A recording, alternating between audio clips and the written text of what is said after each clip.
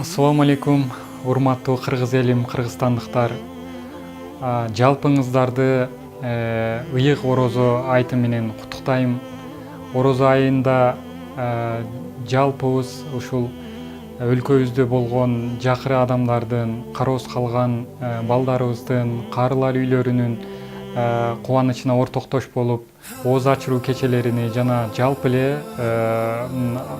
ушу азык түлүк баштыкчаларын таркатууга биз менен биргеликте кызматташууга жана ушу Кудай Таала буйргандай бул орозонун сообуну өзүм гана берем деп айтылат. Бул орозонун сообу биз үчүн абдан маанилүү. Келиңиздер биргеликте коңушубуз болобу.